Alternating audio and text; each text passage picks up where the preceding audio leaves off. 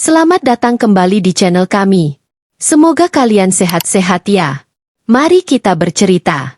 Setiap kota pasti punya taman, dan setiap taman punya cerita. Namun, taman kota di pusat kota ini bukan sekadar tempat bermain atau bersantai. Ia menyimpan sebuah rahasia yang telah lama terlupakan. Orang-orang sering melihat bayangan kecil berlari di antara pepohonan saat senja. Suara tawa lirih terdengar di udara, meski taman itu kosong. Dan jika kau cukup berani untuk datang tengah malam, konon ada sepasang mata yang akan mengawasimu dari kegelapan.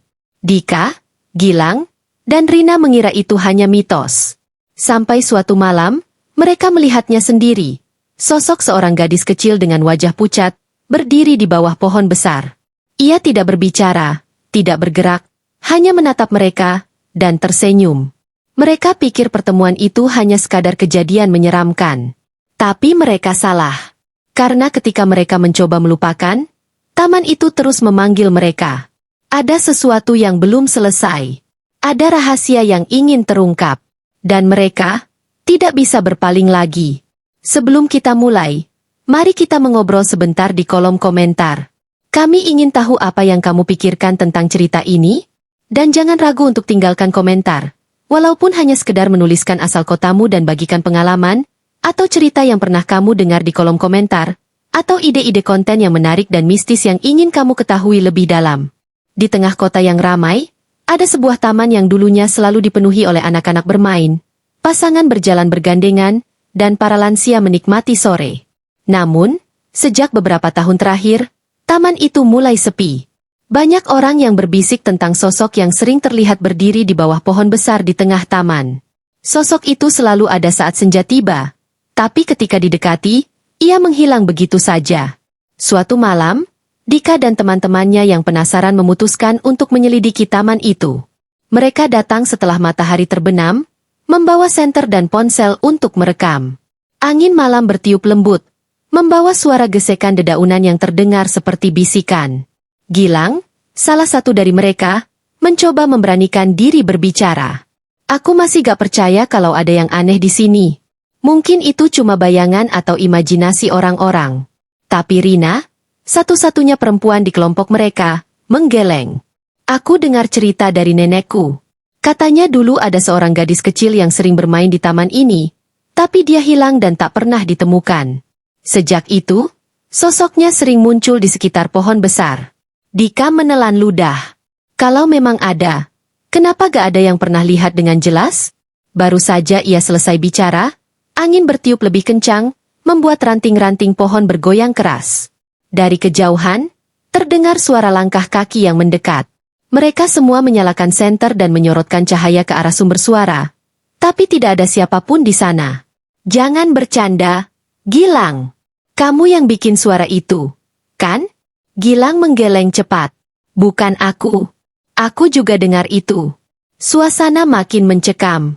Mereka merasakan sesuatu yang aneh. Seolah-olah ada yang mengawasi mereka dari kegelapan. Tiba-tiba, Rina berteriak sambil menunjuk ke arah pohon besar. Itu dia. Mata mereka membelalak. Di bawah pohon itu, berdiri seorang gadis kecil dengan rambut panjang tergerai. Pakaiannya lusuh, wajahnya pucat, dan matanya kosong menatap mereka. Tanpa pikir panjang, mereka berlari meninggalkan taman, jantung mereka berdebar kencang. Saat mereka sudah berada di luar gerbang taman, mereka menoleh ke belakang. Sosok itu masih berdiri di tempatnya, tetapi kini bibirnya melengkung dalam senyuman aneh. Malam itu, mereka tak bisa tidur. Setiap kali mereka memejamkan mata, bayangan gadis kecil itu muncul dalam pikiran mereka. Pagi harinya, mereka berusaha mencari informasi tentang taman itu dan menemukan berita lama yang hampir terlupakan. 20 tahun lalu, seorang gadis kecil bernama Sinta hilang di taman itu. Dia terakhir terlihat sedang bermain di bawah pohon besar sebelum tiba-tiba menghilang. Meskipun pencarian besar-besaran dilakukan, tubuhnya tak pernah ditemukan. Sejak saat itu, banyak orang yang mengaku melihat sosok anak kecil di taman, terutama saat senja tiba. Dika menatap layar ponselnya dengan ngeri. Kita harus kembali ke sana dan mencari tahu lebih banyak. Gilang dan Rina saling pandang, ragu. Tapi dalam hati, mereka tahu bahwa mereka tak bisa mengabaikan ini begitu saja. Mereka harus kembali ke taman itu, meskipun ada sesuatu yang mengintai di balik kegelapan. Malam berikutnya, Dika, Gilang, dan Rina kembali ke taman dengan hati yang diliputi rasa was-was. Mereka membawa kamera dan perekam suara, berharap bisa mengungkap misteri sosok gadis kecil yang mereka lihat sebelumnya. Begitu memasuki taman, suasana terasa berbeda. Udara lebih dingin dari biasanya, dan kesunyian yang menyelimuti tempat itu terasa menekan. Kita harus ke pohon besar lagi, ujar Dika dengan suara pelan, berusaha menenangkan dirinya sendiri.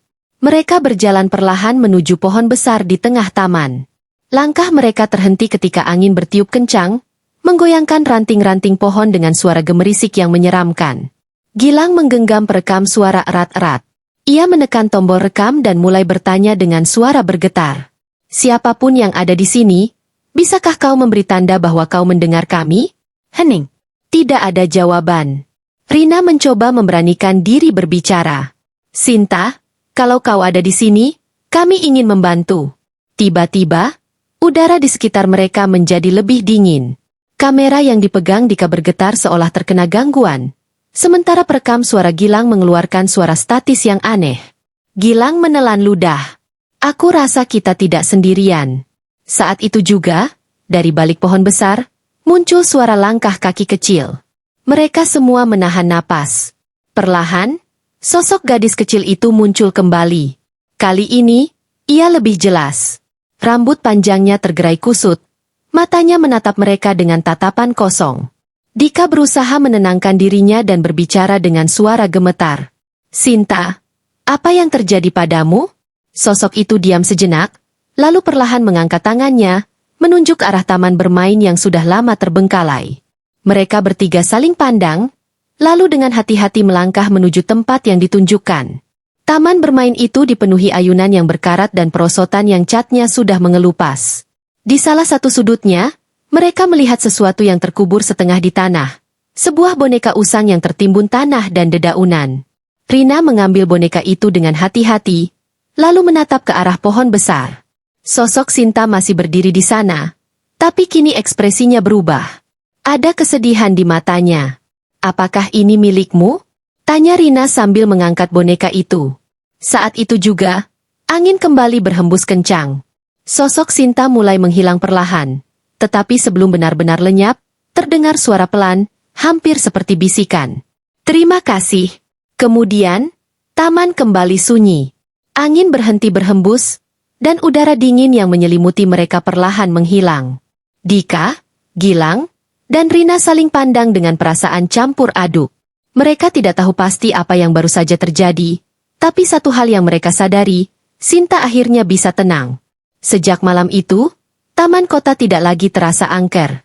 Tidak ada lagi bisikan aneh atau sosok yang berdiri di bawah pohon besar. Perlahan, orang-orang mulai kembali datang, dan taman itu pun hidup kembali. Namun, setiap kali senja tiba, Dika, Gilang, dan Rina selalu teringat pada sosok gadis kecil yang dulu menghantui taman itu. Mereka bertanya-tanya, apakah Sinta benar-benar telah pergi, ataukah ia masih di sana, mengawasi taman yang dulu menjadi tempat bermain terakhirnya? Beberapa bulan berlalu sejak kejadian di taman kota. Dika, Gilang, dan Rina mulai kembali menjalani kehidupan seperti biasa. Meskipun mereka tak pernah melupakan pertemuan mereka dengan Sinta. Taman itu pun semakin ramai, seolah-olah energi kelam yang dulu menyelimuti tempat itu telah menghilang.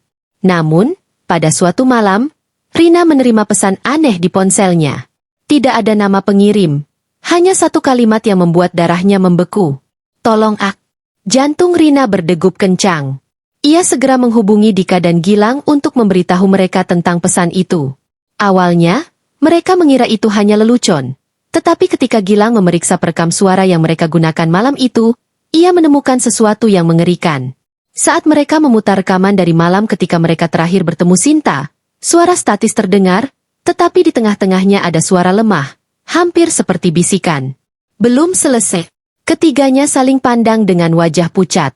Belum selesai? Apa maksudnya? Ujar Dika dengan suara serak. Gilang mencoba mencari jawaban. Mungkin ada sesuatu yang belum kita temukan. Kita harus kembali ke taman. Meski merasa takut, mereka tahu bahwa mereka tidak bisa mengabaikan ini. Malam itu, mereka kembali ke taman kota. Berbeda dengan terakhir kali mereka ke sana, suasana terasa mencekam. Lampu-lampu taman berkedip-kedip, dan udara lebih dingin dari biasanya. Mereka berjalan menuju pohon besar, berharap menemukan petunjuk. Saat itulah Rina melihat sesuatu yang aneh di tanah, tepat di bawah pohon. "Teman-teman, lihat ini!" serunya sambil menunjuk sesuatu yang tampak seperti papan kayu yang setengah terkubur. Dika dan Gilang segera membantu menggali. Setelah beberapa menit, mereka berhasil menarik papan itu, mengungkap sebuah lubang kecil yang tersembunyi di bawah akar pohon. Di dalamnya, mereka menemukan sesuatu yang membuat mereka terkejut. Sebuah buku harian tua yang sudah lapuk. Rina membuka halaman pertama dengan tangan gemetar. Milik Sinta. Mereka bertiga terdiam. Dengan hati-hati, Rina membuka halaman-halaman berikutnya. Tulisan di dalamnya masih bisa terbaca meskipun sudah pudar. "Aku takut. Orang itu bilang aku tidak boleh bicara. Tapi aku ingin pulang." Gilang menggigit bibirnya. "Orang itu? Maksudnya siapa?" Mereka terus membaca, dan perlahan, kengerian mulai merayapi mereka. "Aku melihatnya lagi hari ini. Dia menungguku di taman. Aku ingin kabur, tapi dia bilang kalau aku cerita, aku tidak akan bisa pulang selamanya." Rina menutup buku itu dengan tangan gemetar. Ini bukan kecelakaan. Sinta tidak hanya hilang. Dia diambil oleh seseorang. Dika mengepalkan tangan. "Berarti masih ada sesuatu yang harus kita temukan." Tiba-tiba, angin bertiup kencang, dan ranting-ranting pohon berderak. Dari sudut mata mereka melihat sosok kecil berdiri di kejauhan, samar dalam bayangan. "Sinta," bisik Rina. Sosok itu tidak tersenyum kali ini. Ia hanya berdiri di sana, menunjuk ke arah taman bermain yang dulu mereka kunjungi. Mereka bertiga saling berpandangan. Tanpa ragu, mereka mengikuti arah yang ditunjukkan. Apa yang akan mereka temukan di sana? Dan siapa sosok yang disebut dalam buku harian Sinta? Mereka belum tahu. Tapi satu hal yang pasti, misteri ini belum benar-benar berakhir. Dengan langkah hati-hati, Dika, Gilang, dan Rina berjalan menuju taman bermain yang tampak lebih gelap dari biasanya. Ayunan tua bergoyang pelan tertiup angin, menciptakan suara berdecit yang membuat bulu kuduk mereka meremang. Rina menggenggam buku harian Sinta erat-erat. Dalam hati, ia berharap mereka tidak melakukan kesalahan dengan kembali ke sini. "Di mana tepatnya kita harus mencari?" tanya Gilang sambil menyorotkan senter ke sekitar. Dika mengamati taman bermain, mencoba mengingat kembali pertemuan terakhir mereka dengan sosok Sinta. Dia menunjuk ke sini waktu itu. Mungkin ada sesuatu yang tersembunyi, seperti buku harian ini. Mereka mulai menyisir area taman bermain dengan teliti. Rina memeriksa bawah perosotan yang sudah berkarat, sementara Gilang menyibak semak-semak di dekat pagar tua. Dika sendiri berjalan ke arah jungkat-jungkit, tetapi langkahnya terhenti ketika kakinya menyentuh sesuatu yang keras di tanah. "Aku menemukan sesuatu," serunya. Rina dan Gilang segera menghampiri. Dengan tangan gemetar, Dika mengais tanah dengan ujung jarinya, mengungkap sebuah kotak kayu kecil yang terkubur sebagian. "Bukalah," Rina berbisik, merasa dadanya semakin sesak. Dika menarik napas dalam-dalam, lalu membuka kotak itu. Isinya membuat mereka semua terdiam. Di dalamnya, terdapat sebuah pita rambut berwarna merah yang sudah pudar, sebuah foto lama yang kusam, dan sebuah kunci kecil berkarat. Gilang mengambil foto itu dan mengamati baik-baik. Ini Sinta, dan dia bersama seorang pria dewasa. Tapi siapa dia? Rina menatap foto itu lebih lama. Wajah pria dalam gambar itu tampak familiar, tapi ia tidak bisa langsung mengingat di mana ia pernah melihatnya. Lalu kunci ini untuk apa? Dika memutar kunci itu di jemarinya, mencoba mencari petunjuk. Saat itulah suara langkah kaki terdengar di belakang mereka. Langkah yang berat dan perlahan. Mereka semua membeku. Dengan gerakan kaku, mereka menoleh ke arah sumber suara. Di bawah cahaya redup lampu taman, berdiri seorang pria tua dengan wajah penuh keriput dan sorot mata tajam. "Apa yang kalian lakukan di sini?" Suaranya dalam dan dingin. Dika merasakan tengkuknya meremang. Siapa dia? Dan kenapa kehadirannya terasa begitu mengancam? Rina menggenggam buku harian Sinta lebih erat. Ada sesuatu yang menghubungkan pria ini dengan Sinta. Dan mungkin, Dia adalah kunci dari semua misteri yang belum terpecahkan. Pria tua itu melangkah lebih dekat. Matanya menyipit saat melihat kotak kayu yang mereka pegang. Itu, dari mana kalian mendapatkannya? Suaranya terdengar bergetar. Dika menelan ludah, tapi ia mencoba memberanikan diri. Kami menemukannya terkubur di taman ini. Kotak ini milik Sinta, bukan? Apa Bapak mengenalnya? Pria itu tampak terkejut mendengar nama Sinta. Ia menarik napas dalam-dalam, lalu mengangguk pelan. Ya, aku mengenalnya. Dia cucuku. Gilang dan Rina saling berpandangan dengan mata membesar. Cucu? Jadi, Bapak adalah kakeknya Sinta? Pria itu mengangguk, lalu menatap mereka dengan mata yang penuh kesedihan. Sudah lama aku mencari sesuatu di taman ini. Aku tahu ada sesuatu yang Sinta tinggalkan sebelum dia menghilang. Aku hanya tidak tahu di mana mencarinya. Dika menyerahkan kotak kayu itu pada pria tua tersebut. Kalau begitu, ini milik Bapak. Kami pikir Sinta ingin seseorang menemukannya. Dengan tangan gemetar, pria itu menerima kotak kayu itu dan membuka isinya. Begitu melihat pita merah dan foto lama itu, air matanya mulai mengalir. Ini fotoku dan Sinta. Aku mengambilnya sehari sebelum dia menghilang. Rina menggigit bibir, merasa iba. Kami menemukan buku harian Sinta juga. Di dalamnya, dia menulis tentang seseorang yang membuatnya takut. Pria itu menutup matanya sejenak, lalu menghela napas berat. Aku tahu siapa yang dia maksud. Dulu, ada seseorang yang sering mengganggunya. Seorang pria yang bekerja sebagai penjaga taman ini.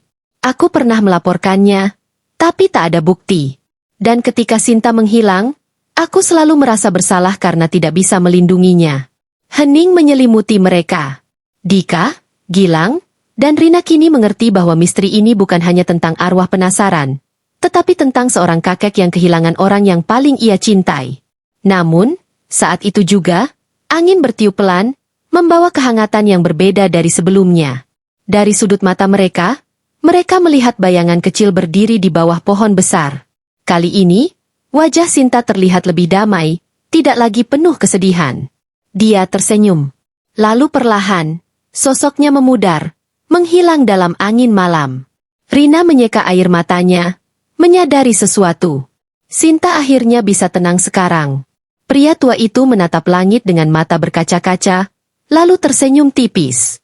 Terima kasih, anak-anak. Kalian telah membantuku menemukan sesuatu yang selama ini aku cari. Sejak malam itu, taman kota benar-benar berubah. Tidak ada lagi kisah horor tentang penunggu taman. Tidak ada lagi perasaan mencekam saat melewati pohon besar. Kini, taman itu kembali menjadi tempat yang damai, penuh tawa anak-anak dan kebahagiaan. Dika, Gilang, dan Rina pun tahu bahwa mereka telah menyelesaikan sesuatu yang penting. Misteri yang selama ini menghantui taman kota akhirnya berakhir, dan Sinta akhirnya pulang dengan tenang.